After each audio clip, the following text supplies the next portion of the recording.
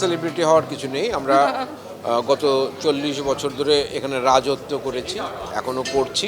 সুতরাং ওই যে প্রশ্নটা যে সেলিব্রিটি হতে হবে এরকম কোনো ইচ্ছা বা আমাকে কেউ আর সেলিব্রিটি করতে পারবে না, হলো প্রধান বিষয়। আর দ্বিতীয় হচ্ছে যে ভাইরাল হওয়া বা অন্যান্য যে বিষয়গুলো, হ্যাঁ আমি সত্য কথা বলি বা আমি যে যা ভাবি সেটাই আমি বলি। তো সেটা যদি কারো ভালো লাগে তাহলে ভালো লাগবে, আর যদি ভালো না লাগে মন্দ লাগবে, এখানে তো কিছু বলবার নাই।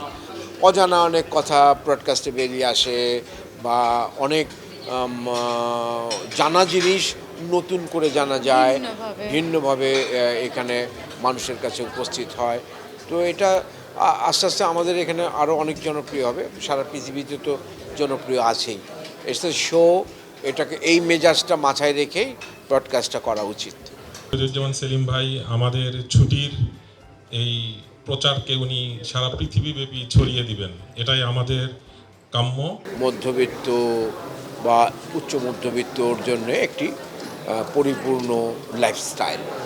তো সেই লাইফস্টাইলের কথা বিবেচনা করে এবং ছুটি বা অবকাশের কথা যদি বলি তাহলে সেখানে ছুটি রিসোর্ট কক্সবাজারের একটা দারুণ ভূমিকা আগামীর বাংলাদেশে থাকবে বলে আমার মনে হয়। সেই কারণেই আমি এবং রোজে সিদ্দিকী আমরা দুজনেই আজকে এটাতে চুক্তিবদ্ধ হয়েছি শুভেচ্ছা দূত হিসেবে। বাংলাদেশের পর্যটন বিভাগে এটা একটা দর্শনীয় বিষয় হবে পুরো বিষয়টা, এবং আমাদের পর্যটকরা এখানে আসবে যদি এটা পুরোপুরি ওরা যেভাবে ডিজাইন করতে পারে, যে স্টাইলটা ওরা মেনটেন করছে সেটা যদি করতে পারে, তাহলে আমরা অনেক সমৃদ্ধ হব পর্যটনের দিক থেকে।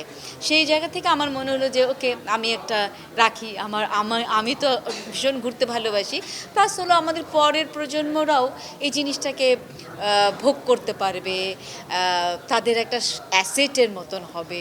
সো সেটা চিন্তা করে আমি আসলে রিসোর্টের শেয়ার হোল্ডার হয়েছি।